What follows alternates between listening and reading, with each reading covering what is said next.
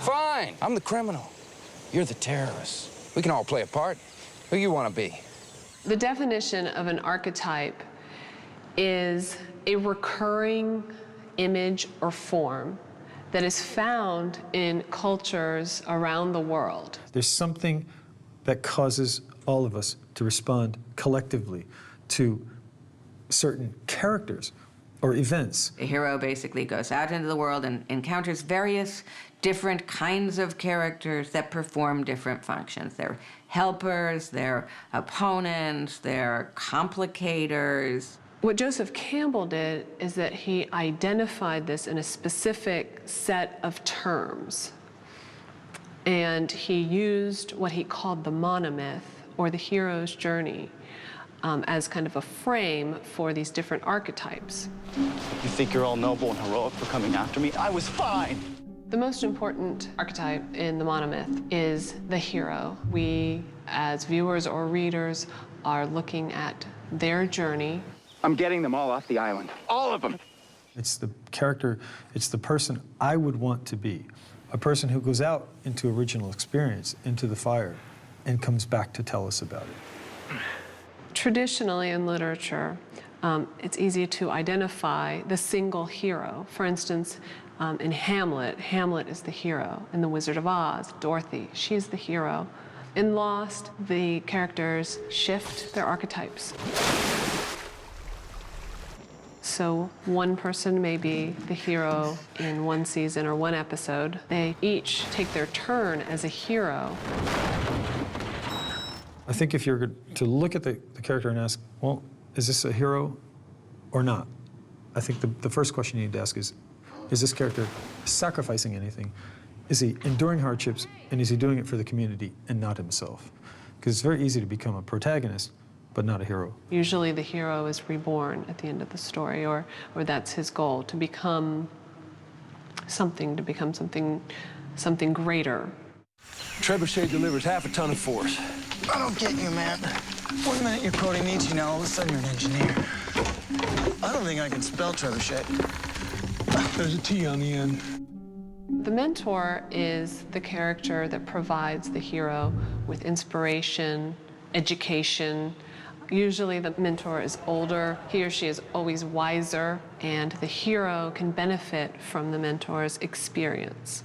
I think that in an interesting way, Yoda from Star Wars becomes the archetypal mentor. Yoda is training the warrior. Yoda is very clear about what he needs to do and who this person is and what the larger context is. Jacob has served as a mentor. We don't know what his intentions are, but he is a mentor. John Locke has served as a mentor to Walt. Why'd you leave Kate behind? Wasting your time, Yoda. Even Ben, even if he might not have the best of intentions, he has mentored the castaways. Jacob told me what we had to do. You don't get to make all the decisions. He told me what to do, but he didn't tell you how. Whoever moves the island can never come back. More than anything, I think the mentor archetype projected by us is the person who seems to have a fundamentally deeper awareness of the world and the universe than all of us. The Threshold Guardian is the first obstacle along the hero's path. The Threshold Guardian is not necessarily a bad character, an evil character, but sometimes is. The Threshold Guardian invites the hero into this journey or warns the hero about dangers along the way. You know what you need, Mr. Locke? You need to go on a walkabout. If the hero is available and willing to go on the adventure, it's going to happen. But if he's not, the Threshold Guardian is a good character to have in that place because the Threshold Guardian is going to stop that person from going on that particular adventure because it's not for him. Those who are capable, they're the ones who can get through the Threshold Guardian. They get through the obstacles and they go on that path. They go down that journey. What the Threshold Guardian does is to warn the hero. You're going into a dangerous place where the rules that you're used to may not apply anymore. So, for example, in Lost, there's a lot of different thresholds, so there's different Threshold Guardians. There's the smoke monster, who could be considered a Threshold Guardian. Ethan might be considered a Threshold Guardian because he's really the first obstacle they see and that they have to deal with. You bring her here. If you don't, I'm going to kill one of them. The goddess symbolizes love, human connection. It's kind of the next step on the hero's journey. Once they've gotten through all of these different physical obstacles, the meeting and the knowing of the goddess is kind of the ultimate place where the hero wants to be. In the Odyssey, the goddess is Odysseus's wife. When he returns from his long journey, it's, Penelope. He gets to reunite with that source of life, which is really what the goddess represents. In Lost, we might see Kate as the goddess. We might see Juliet as the goddess for Sawyer. No. You're playing one of your mind games. They would never trust you. In their defense, I'm not an easy person to trust. The shapeshifter changes personality, changes direction, causes confusion, uncertainty. You don't trust me? What about her? She's a spy. It's unclear to the hero which side the shapeshifter's on, and if he can trust the shapeshifter. You're not really quite sure who this character actually is, and that creates uncertainty. A really good example of a shapeshifter is in Lord of the Rings, Gollum. Initially he seems like a bad guy. He seems to be working for the dark forces, but we see him change a little bit, and we want to trust him. Certainly in Lost, Ben is a shapeshifter. Juliet is a shapeshifter. Put the gun down. We don't know whether we can trust her. We don't know whether she's really helping Jack or not. And then if you want to really be literal about it, we can look at the smoke monster, who actually changes shape and is very deceptive. It's just a very literal image of what a shapeshifter is. I'm surprised you want to leave. Sorry? It's just weird, after all that time you spent trying to get back here. What do you mean, get back here? What do I mean? The trickster archetype, sometimes he can be silly, clownish, usually has quick turns of wit. What do you need a boat for? Can't you just turn into smoke and fly your ass over the water? Do you think if I could do that, I would still be on this island? No, because that'd be ridiculous.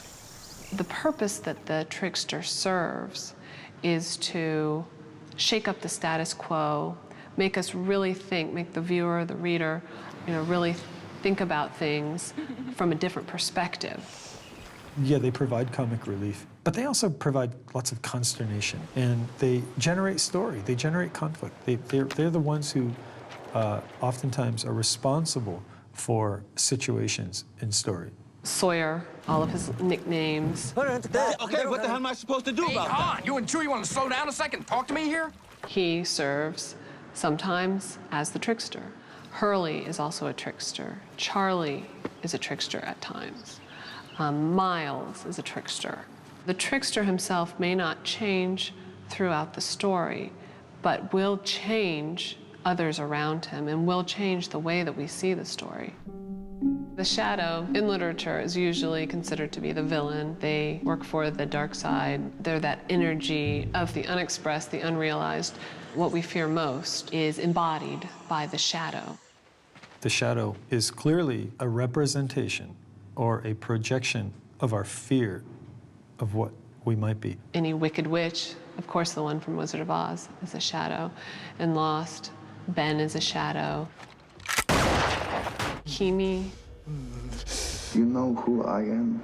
Charles Widmore is a shadow. There's a part of it that we identify with. I mean, I think the shadow archetype wouldn't make any sense. It wouldn't cause us to react emotionally unless there was something in it that we felt was dangerous for us because it represents us. The smoke monster has reflected that back to some of the characters, such as Echo. Quite literally, they see the shadow of themselves, kind of the dark side of themselves.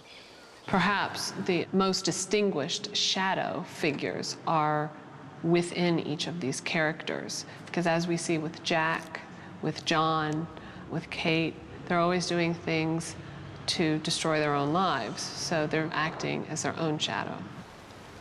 If you want to think about the characters in Lost as fulfilling various archetype roles, to me, it's more interesting to think about the ways that they subvert those roles. Want some more of me, boy? Tell everyone what you told me. All of the characters on Lost perform functions that are multiple, shifting, porous, and fluid. A character does not have to be one archetype or the other, and usually isn't. Everyone gets to be a hero at some point. Everyone has to be bad at some point. Everyone needs to be rescued at some point. Everyone needs to be solaced at some point. Everyone needs to be vulnerable. You definitely can trap yourself by coming away with one single interpretation or one reading of a character and identifying a character as perhaps, you know, the one specific archetype isn't going to work oftentimes because we're complex. And great characters are complex people.